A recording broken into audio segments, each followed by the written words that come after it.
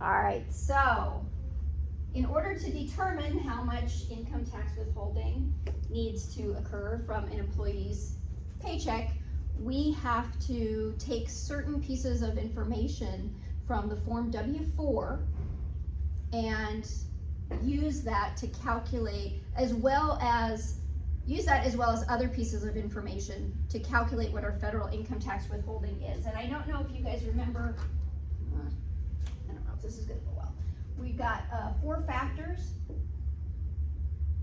a minimum of 4 factors that we use to determine federal income tax withholding. And 2 of these factors come directly from the W-4 form. 2 of them is just information that we know as if we're working in payroll. So the first one is taxable wages.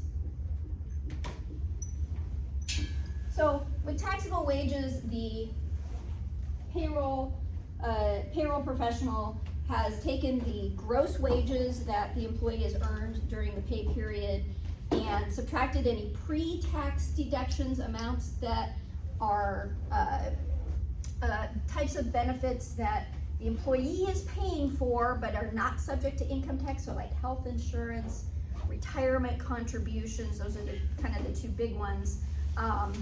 Amounts that the employee has paid, so they subtracted that from there to determine what the taxable amount of wages are. So this might, taxable wages might not be the total amount of wages. Oftentimes, especially if you've got benefits, taxable wages are going to be some amount different from what the actual gross wages are. There also may be additions that have been made to the gross wages. Like if you have certain taxable benefits, taxable non-cash benefits, so such as company use of a vehicle that you're using personally, the value of that would be added to your wages to arrive at your taxable wages.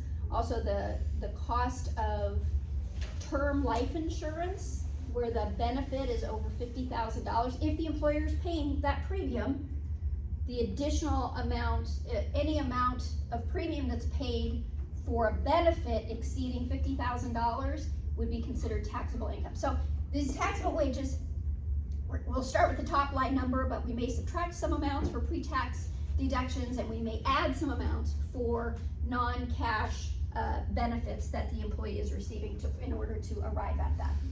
Second piece of information that we need is the frequency of pay. How often are we paid?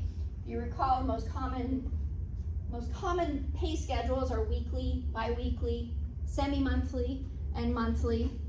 So we need to know that information. Now, these 2 pieces of information are not on the W-4, right? This is something that we've calculated, and this is something we just know in the payroll department. Now, that frequency of pay can vary from different classifications of employees could have a different frequency of pay. So like executives may be paid on a monthly basis, whereas line workers are paid on a weekly basis. That's perfectly fine to do that, and just kind of making you aware that that frequency of pay doesn't have to be company-wide, doesn't have to be the same. The next 2 pieces of information do come from the W-4. This one is filing status, which you are all experts at now. So whatever filing status the employee indicated on their W-4, that's the filing status that we're going to need to use when we do our calculation of federal income tax withholding. And then the 4th piece is this checkbox. And we'll take a look at that just to kind of remind you again, this comes from the W-4. Whether this checkbox has been checked is another piece of information that is required. This is the minimum amount of information that's needed. There may be additional information that has been provided on the W-4 form by the employee that helps us that affects the amount of income tax that's been withheld. So if an employee has indicated on the W-4 that they're entitled to a child tax credit or credit for other dependents, then that would affect as well the amount of income tax withholding, and that would be another factor that we would need to use. But these are the minimum pieces of information that we need in order to do that calculation. let's see, what do I want to say here? I may have gotten ahead of myself in doing that, but okay, let's look at the W-4 form just to kind of remind ourselves what it looks like. So identifying information up here, this is where the employee determines what their filing status is. That is, again, that's determined by the employee, not by the company, not by the payroll professional. The employee has to determine what their appropriate filing status is. This is the checkbox that I'm referring to there, whether it's checked or not. It pertains to the number of jobs that the employee and or employee spouse may have and the earnings from those jobs. So if there are only 2 jobs, you check this box. So do the same on the W-4 for the other job.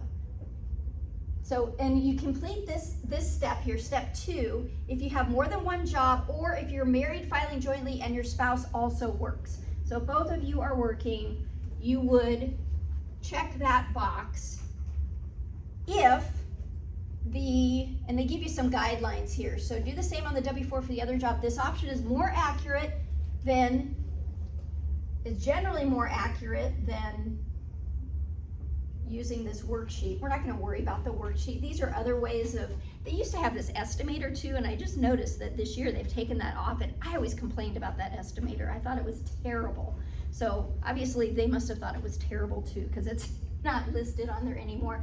But there's a different multiple jobs worksheet that could be used for employees, but this is the easiest one, and this is the one that's used mostly. So if you've got 2 jobs, if the pay of the lower paying job is more than half of the pay at the higher paying job, you check this box. So in example, one spouse is making $50,000 a year, the other spouse is making $40,000 a year. 40,000 is more than half of 50,000, what 50,000 would be. So you would check that box because they're relatively equal pay.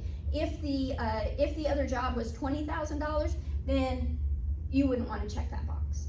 And ultimately, whether this box is checked or not determines the amount of withholding that is going to occur. If the box is checked, I can't remember which is higher.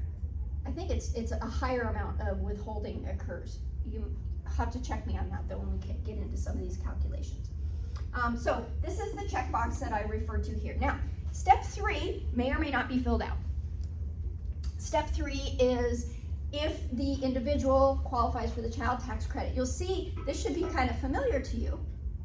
You see, if your total income is $200,000 or less, or $400,000 or less if married filing jointly, because what happens if your income is higher than that with regard to the child tax credit? You don't get it, right? So you wouldn't fill this out if your income is going to be higher than that.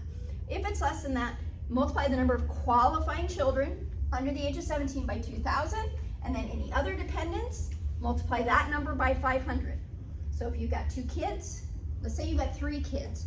One of them is, so ages 17, this is our issue here, 9 and 3, well, you've got 1 each. This would be $500. So you'd put a 500 here because they are not under the age of 17. And then you got 2 here, 2,000. So you put 4,000 on that line there, and then you add those 2 together to get 4,500. What's going to happen here with this information is once we do our calculation of federal income tax withholding, our final step is going to incorporate that credit and essentially spread that credit over the course of the year. So instead of getting the credit at the end of the year when you file your taxes, you're going to get the credit in the form of reduced withholding over the course of each of the paychecks.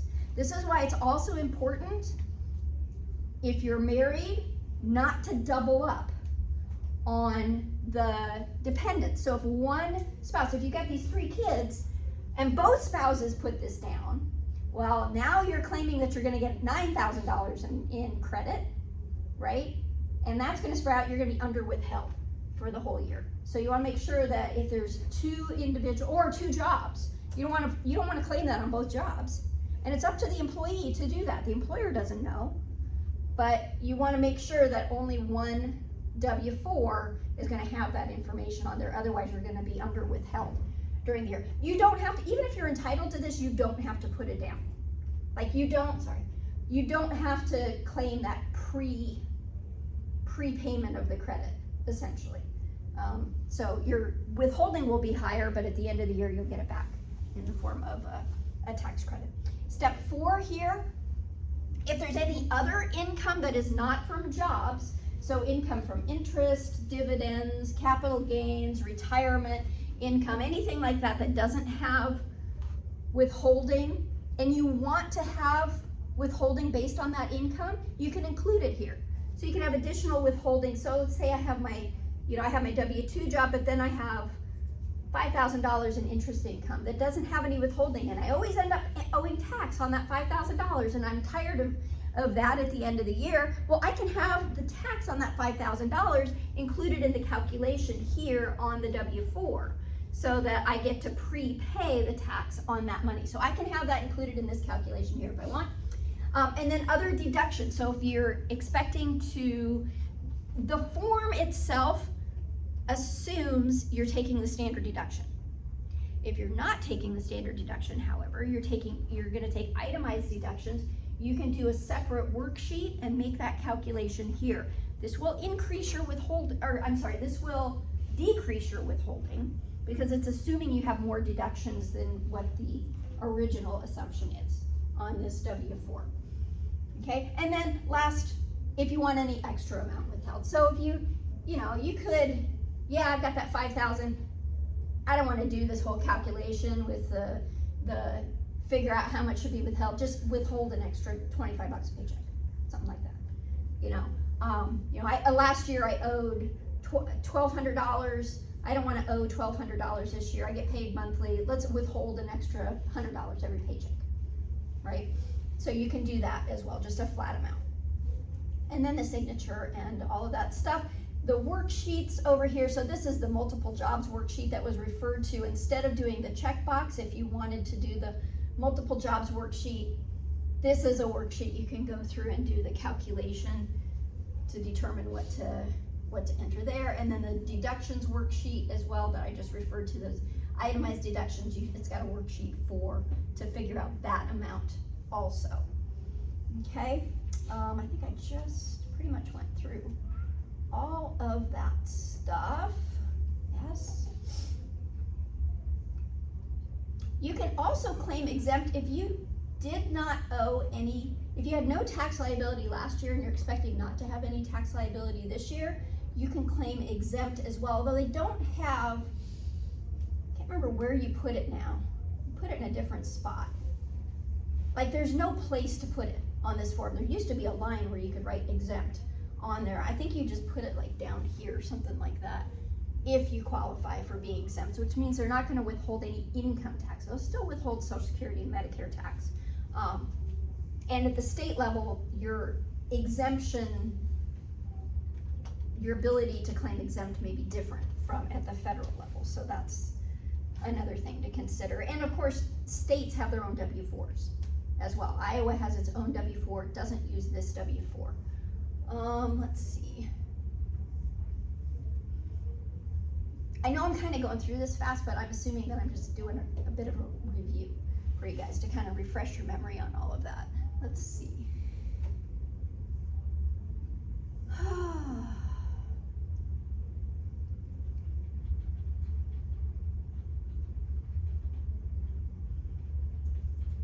Are they?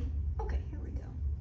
So percentage method tables for automated payroll systems withholding a periodic payment. Oh, this is pensions and annuities. Oh, so this is, all right, so this worksheet is used, this may look a little bit different from what we went through in payroll accounting. This is another method of calculating withholding, but by using the annual wages or annual salary of an individual rather than on like a per pay basis. Also, this can be used, let's see, maybe it can't be used. I thought this was also sometimes used if you have the old W-4 form if the employee has, oh, yeah, so if there, you can also use this form if somebody doesn't have the new 2020 or later W-4 form. So this is also a way that you can use this. So calculation for this, we'll just kind of go through this step by step. Employees' total taxable wages, now this payroll period, number of pay periods, so we get to an annual salary amount. If they have, and in this case, they do have a W-4 for 2020 or later. So if the employee has submitted a Form W-4 for 2020 or later, figure the adjusted annual wage amount.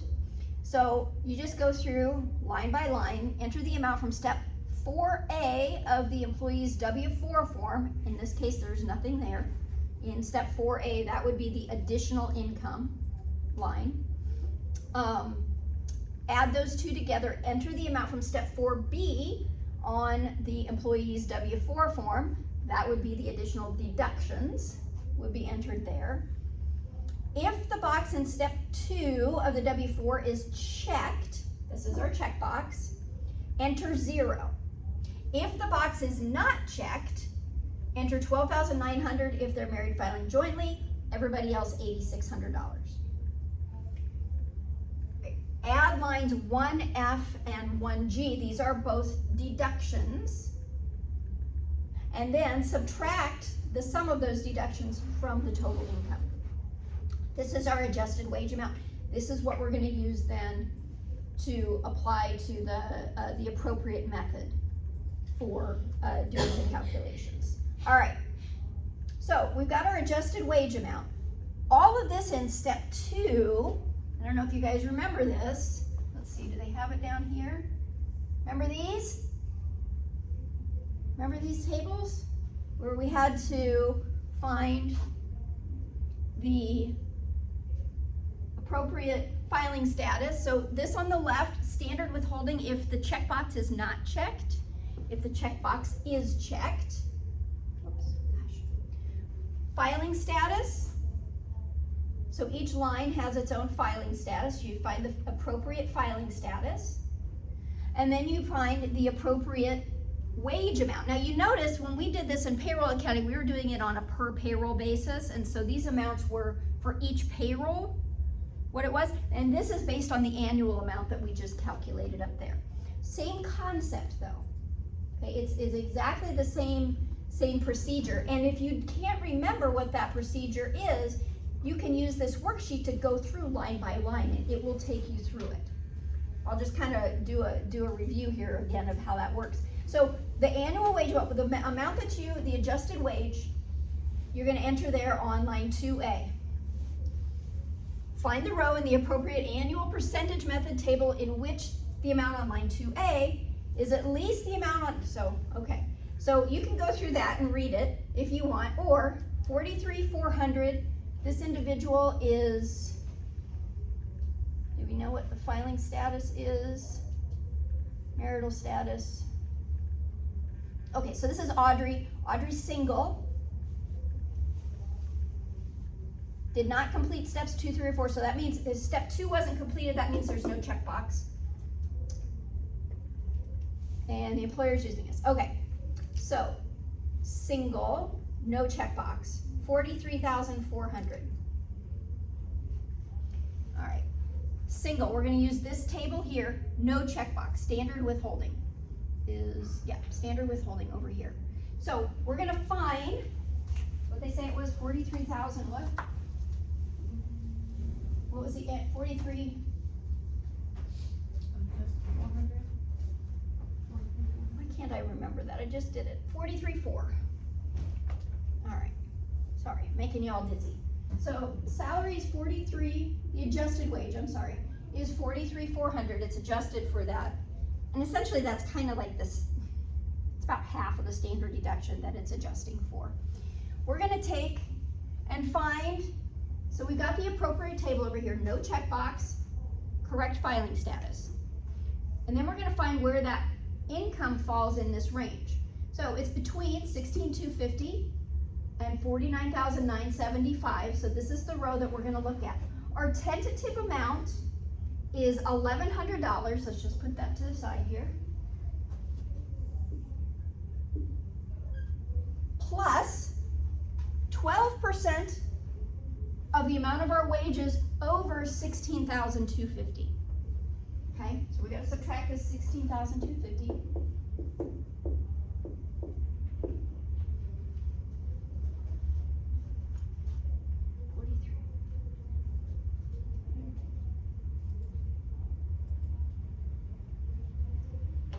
$27,150,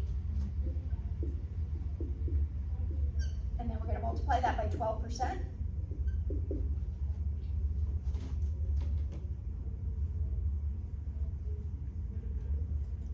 $32.58.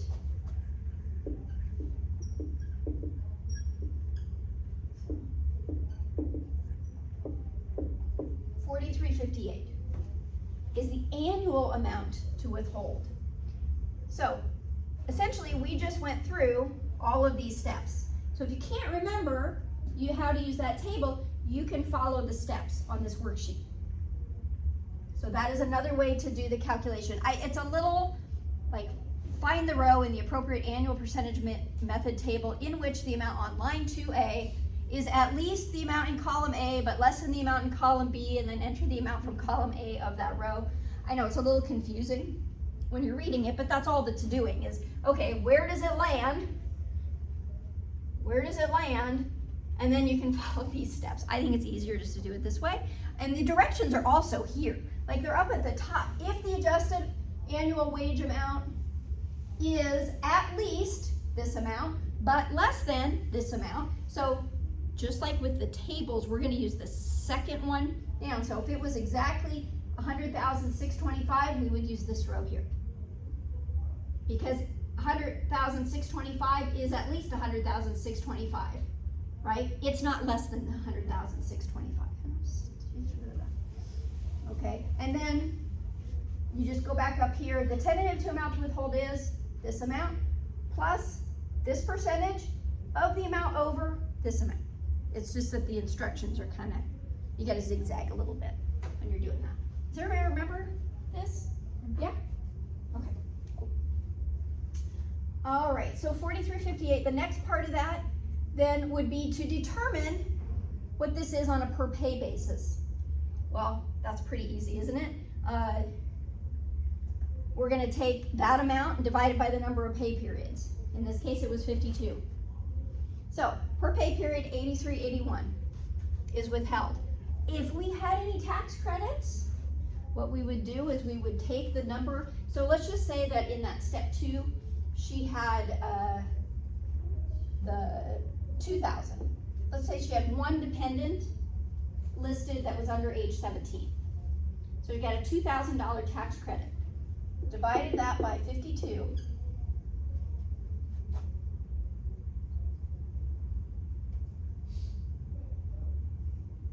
$38.46. We would take this 83.81 and we do it down here. 83.81 divided by the 2,000 divided by 52, and then we would subtract that from the 83.81. So 83.81 minus 38.46, and this would be our per pay amount of withholding. So that's why that comes into account at the end after you've done the initial withholding, right? Calculation. So if you recall, this is the percentage method. We also have the wage bracket method, which involves simply looking at a table. As long as it falls under a certain income level, we can do that, right? So let's see. This is the method, this is the per pay method that we talk about in payroll tax accounting. It would be the same. I mean, if we took it like the $1,000 per pay period, the calculation should end up being exactly the same as what we just did. Well, maybe not exactly the same because we're not taking into account this adjustment here.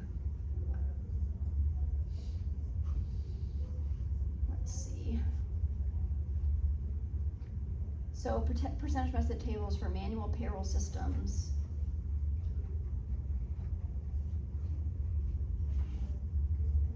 This part of this goes through the same exercise that we just did with the table. So, and it just takes you through the same steps here. This one is an example of where there are tax credits. So here there's either two child tax credits or 4 credits for 8 credits for other dependents, right? And that shows you how it factors into the ultimate withholding amount there. And then they've also got an additional amount. So this one pertains to that very first, that W-4 that we took a look at. So then they figure this and then they add the additional $50. And then for the manual systems, again, this is what, this is when you take it on, you're not annualizing it, you are taking it on a per pay basis. If somebody is salaried, you can do this. It's a little bit harder when somebody's not salaried, when they've got, you can't really use this if somebody's on an hourly basis because it's probably gonna fluctuate from pay period to pay period. But on a salary basis, you can use that other. Do we have the,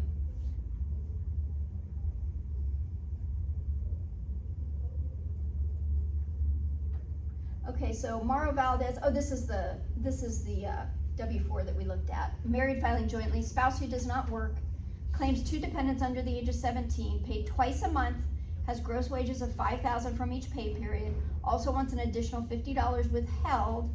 So that's the calculation that we just took a look at. The federal income tax withholding is $338.41. This is using the percentage method. We can also use, and as they mentioned here, so the withholding tables are structured so that employees withhold approximately the same amount for a given annual income regardless of how often the employee is paid. Then we've got the wage bracket. Are they giving us the tables here? Yes. Wage bracket method tables. So if we have an individual who, the tables only go up to a certain income level. They're going to stop. If you can always use the percentage method. Doesn't matter what the income is. Wage bracket method is limited to income, whether or not you can use it. It's easier though. It's these tables. It's a lot easier, and you get whole numbers as well. So if we took, what did we have? 43,400 isn't right. She was at 52,000. Actually, her wages were $1,000 per pay, right? Audrey's wages were $1,000 per pay. So she is single and standard withholding. So we could just take although this is weekly. With the tables, you've got to remember to get the correct pay frequency. Again, that's one of the things we need, the correct pay frequency, the correct filing status. Here's our taxable wages, and then checkbox no, checkbox yes. So for Audrey, what do we figure? She's single. Here's single, no checkbox, $1,000, which is between $995 and $1,000 $84. Well, that's not taking into account any additional child tax credit. You would do that at the end as well. But in this case, it's $84 using the tables.